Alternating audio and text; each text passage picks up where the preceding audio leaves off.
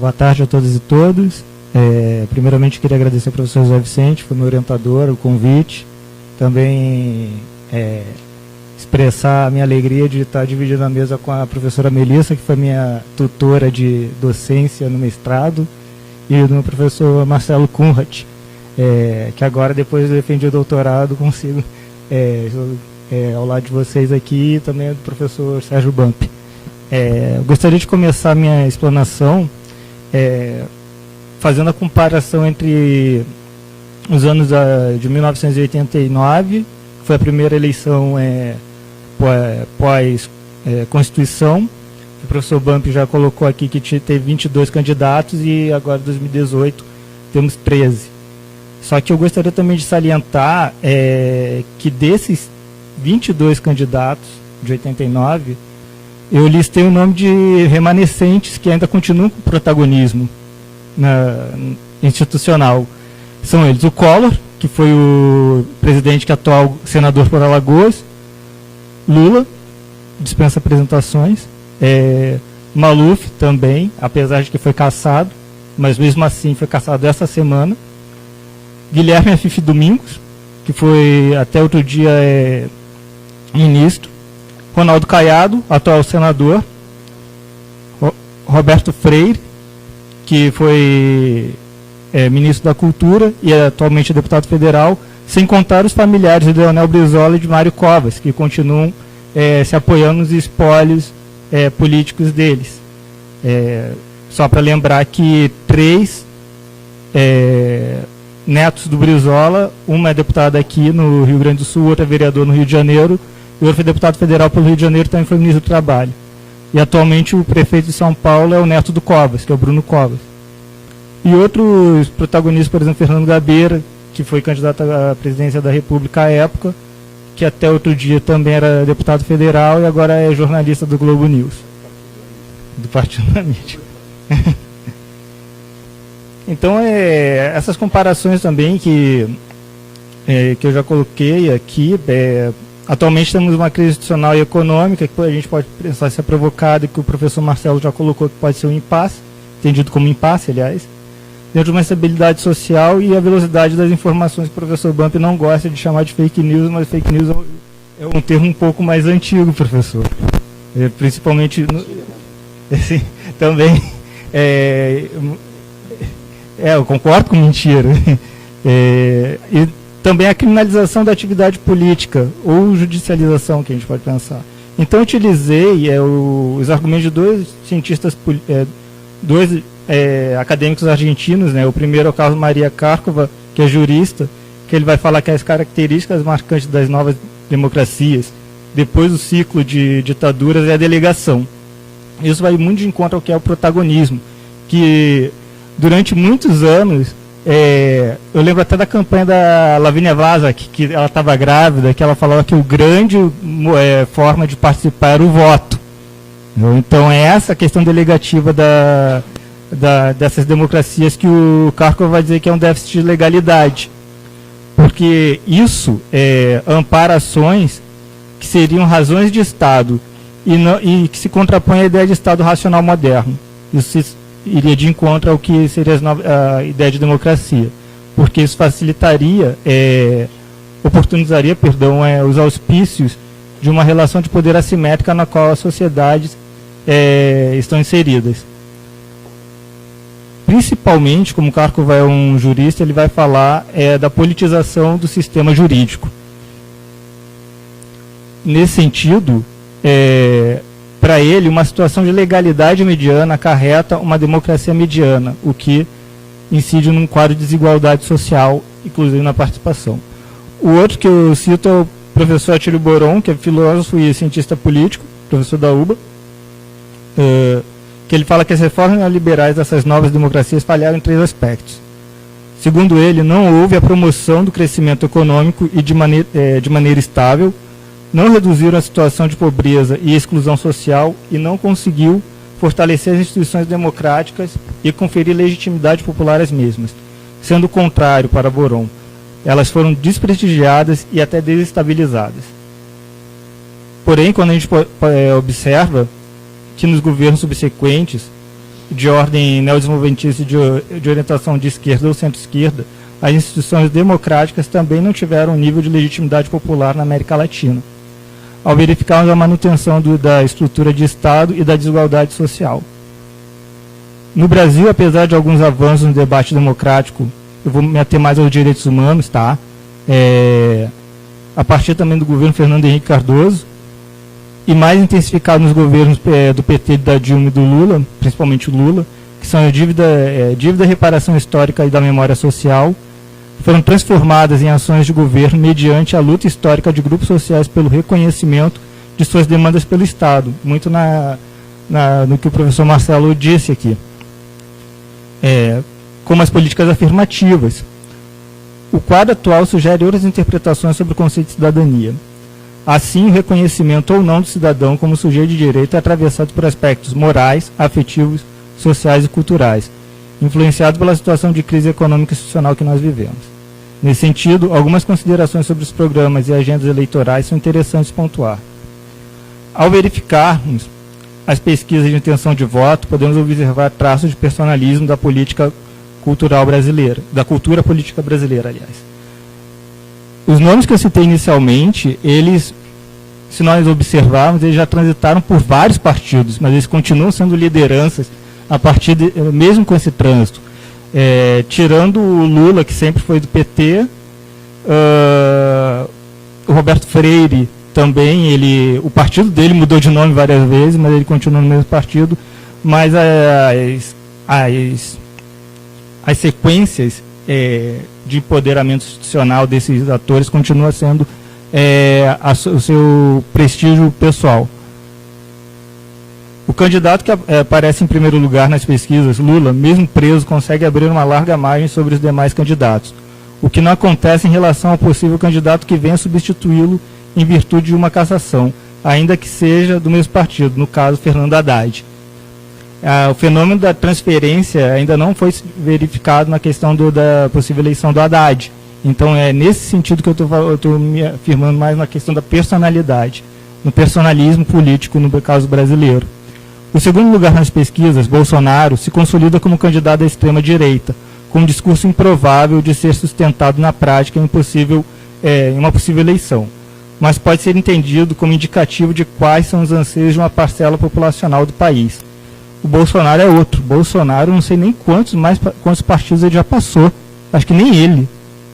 Ele começou como vereador pelo antigo PPB, o PL, eu não lembro, se eu não me engano, acho que foi do Álvaro Dias, o antigo partido do Álvaro Dias. Depois ele foi migrando. Mas, assim, a composição do Bolsonaro como potencial eletivo e depende do seu partido. Até outro dia ele era do PSC, passando pelo PP, que era do Maluf, mas pouca gente é capaz de dizer qual é o partido do Bolsonaro agora. Outro dia eu vi que estavam tentando colar o número dele 17 no Lula. Aí a questão da mentira que o professor Banco falou. Em ambos os casos, os programas de governo ou as agendas eleitorais pouco parecem importar, sendo um debate balizado mais pela situação de criminalização mútua entre seus eleitores, no caso, eleitores desses dois candidatos. Isso não é um fato a ser diminuído, porque vem se repetindo como estratégia há anos no cenário político, tanto municipal, estadual e federal.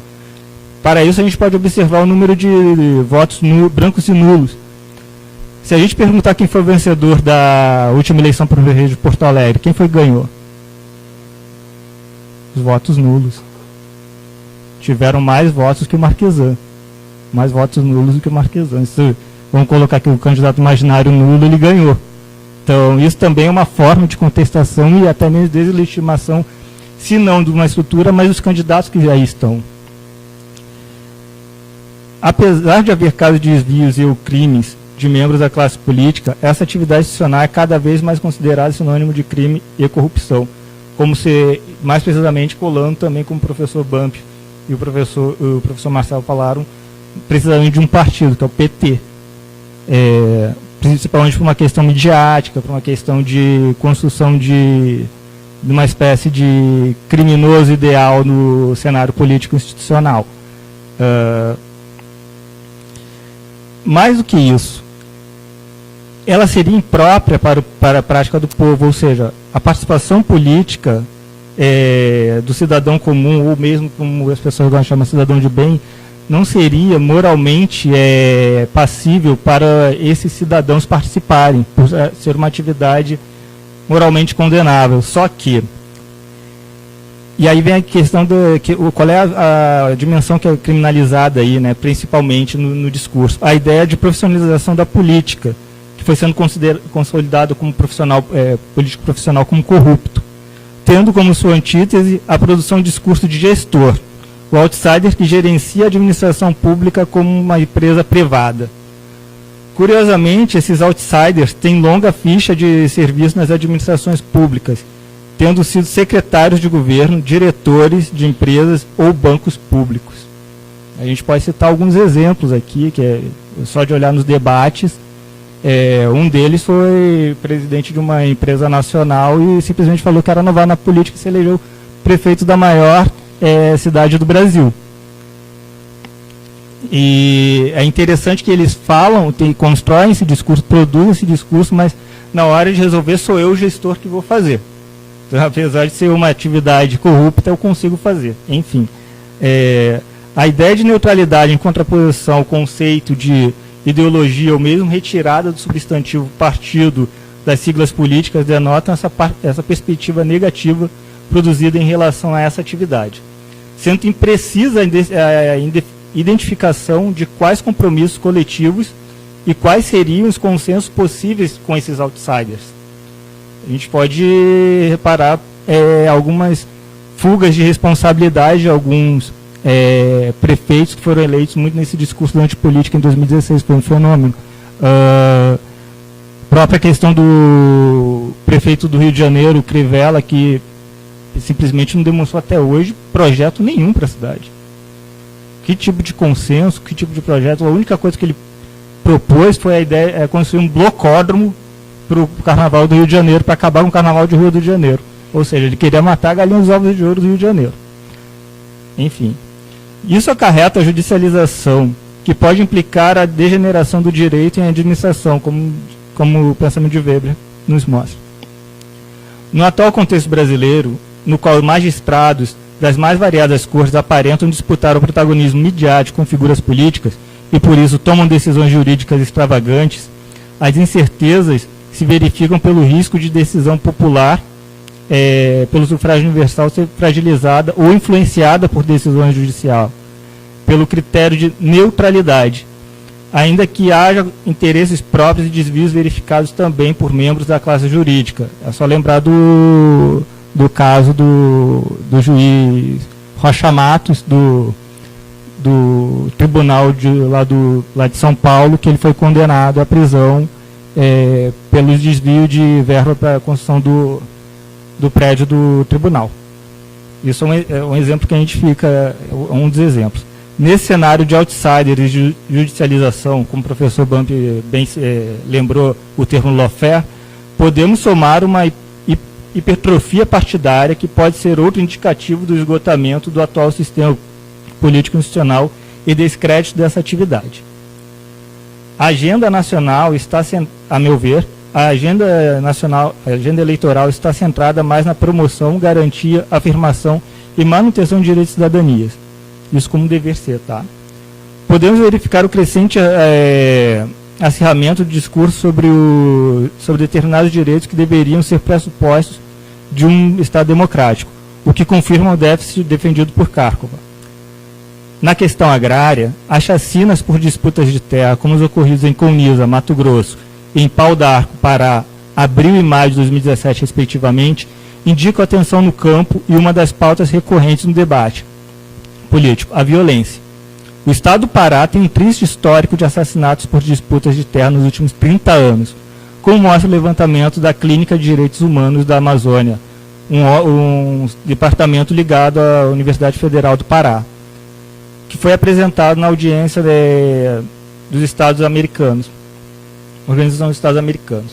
Os assassinatos de Dorothy Stein, em 2005, e dos militantes José Cláudio Ribeiro da Silva e Maria do Espírito Santo, 2011, além da chacina de Eldorado dos Carajás, são episódios de violência que, somados, chegaram ao número de 125 mortos até o ano de 2017 no Pará.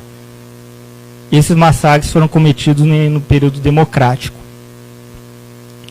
Porém, a violência e as disputas no campo não são exclusividade do interior paraense. A demarcação de terras indígenas, o reconhecimento da titulação para comunidades quilombolas, a permanência de pequenos agricultores aponta para atores sociais que podem ter seus direitos flexibilizados em nome da produção e do progresso, representado pelo agronegócio, remontando o utilitarismo da vida, ou seja, a ideia do cidadão útil, indicando a dimensão simbólica da violência. A marginalização e a criminalização de sujeitos históricos de exclusão podem ser verificados pelo país inteiro, com o emprego de termos preconceituosos a esses grupos por parte de algumas forças políticas, como, abre aspas, tudo que não presta na sociedade, fecha aspas, atravessando o meio agrário e o meio urbano e atingindo seus direitos mais básicos. O direito à propriedade parece ser mais aderente socialmente que os direitos humanos, inclusive nas parcelas mais empobrecidas da sociedade, mais vulneráveis do que no que tange o acesso aos direitos de cidadania. Como o professor Marcelo pontuou muito bem, dentro de um cenário de privilégios e hierarquias de classe. No que tange às metrópoles, a ideia de violência também se apresenta como cerne de debate político e agenda de campanha. Até pouco tempo atrás, a experiência das UPPs no Rio de Janeiro era considerada exemplar no enfrentamento ao crime. A situação entendida como guerra urbana da capital fluminense demandava um projeto de pacificação, entre aspas, das favelas, consideradas por setores da sociedade como foco histórico de criminalidade. As disputas por ponto de venda de drogas ilícitas entre facções e o enfrentamento armado com as forças do Estado produziram a sensação de insegurança e sentimento de medo na população, além de criminalizar coletivamente populações marginalizadas, acarretando sua desumanização. Podemos utilizar o conceito de mercadoria política do sociólogo Michel Miss para compreender as UPPs como forma de agenda concreta para o problema da violência urbana, política de segurança pública. A recente intervenção federal de caráter militar na segurança pública do Rio de Janeiro apontou o esgotamento do programa das UPPs. Os recentes tiroteios na cidade, o aumento no número de homicídios no Estado, após o Exército assumir o comando do policiamento no Rio de Janeiro, indicam a revisão do modelo militarizado de segurança. Porém, as agendas eleitorais de candidatos relacionados ao campo de centro-direita e da direita demonstram a tendência de endurecimento de leis e recrudescimento da repressão como política de segurança pública. É válido observar que os governos de centro-esquerda e de esquerda, apesar de uma estratégia discursiva mais flexível no tema segurança, não encampou projeto de descriminalização de atos atualmente tipificados em lei. Essas disputas se encontram mais no campo discursivo do que prático nessas forças políticas, mas balizam também como a opinião pública interpreta esse cenário social. A questão dos direitos humanos em contexto de violência urbana também é tensionada no campo político. Continuarei no Rio de Janeiro, exemplar na flexibilização de direitos e na criminalização de políticos. Aqui eu faço uma lista de grupos, tá?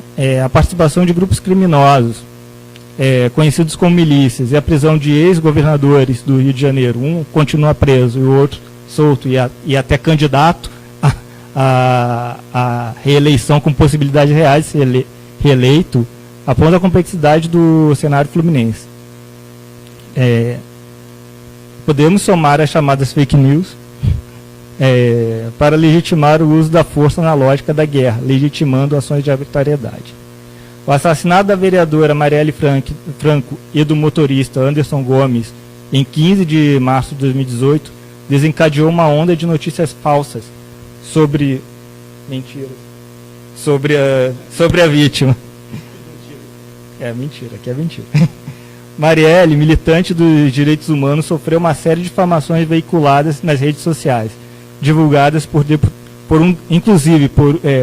divulgadas por um deputado federal e uma juíza, inclusive, desembargadora. Desde que teria sido morta, abre aspas, segundo essas mentiras. Traficantes que ela defendia fecha aspas, ou teria sido casada com um ex-traficante. A hipótese mais provável para o assassinato da vereadora é a ação de criminosos que atuam como parlamentares. É importante observar que a Marielle foi coordenadora da Comissão de Direitos Humanos da Assembleia Legislativa do Rio de Janeiro e ela também estava envolvida na elaboração do relatório da CPI das milícias, que acarretou a prisão de três parlamentares, 2 vereadores e um deputado estadual, e o afastamento de outros, prisão de alguns agentes de forças do Estado, representantes do Estado, por envolvimento com as milícias, no ano de 2008. O modus operandi utilizado contra a Marielle também foi mobilizado contra a menina Maria Eduarda e contra o menino Marcos Vinícius, mortos em ações policiais. Vocês lembram desses casos? Tá. O caso da Maria Eduarda, ela foi atingida por um tiro dentro da escola, quando um policial militar atirou num suspeito, já imobilizado e deitado. Ele deu um tiro de fuzil e atravessou a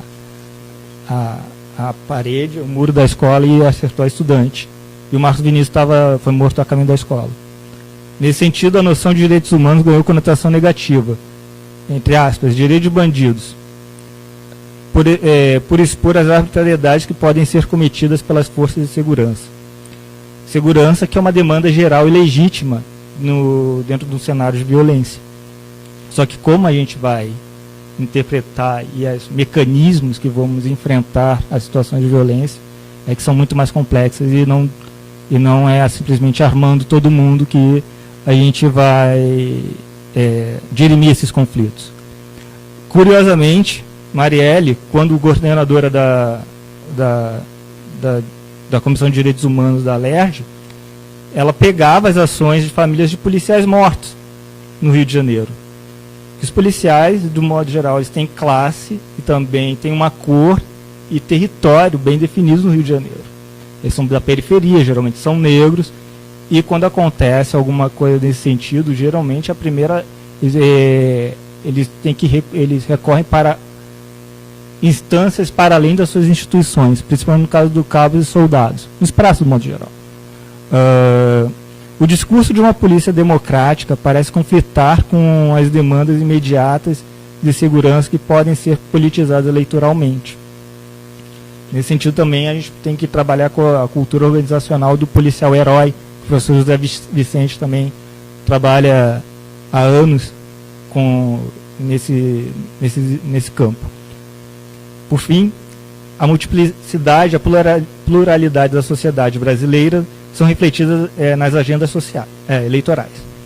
Afinal, como são compreendidos os direitos humanos e a democracia nesse contexto de violência difusa e complexidade social em que vivemos no Brasil? Essa pergunta é ingrata na medida em que as regras e normas sociais são interpretativas, ainda que as leis sejam objetivas. Pelas agendas eleitorais e programas de governo até então apresentados, tanto no plano nacional como local, a construção de consensos coletivos parece distante entre as forças políticas. Ora pelo simplismo e imediatismo que indica pouco ou nenhuma eficácia na resolução de problemas por parte de alguns, ora pela tentativa de fórmulas esgotadas de outros. No entanto, a partir desse conjunto de incertezas apresentados por essas agendas, podemos formular hipóteses sobre a crise da democracia como ideal e a fragmentação e flexibilização de direitos de cidadania, passando pelos conceitos de civilidade e sociabilidade. Era isso. Muito obrigado.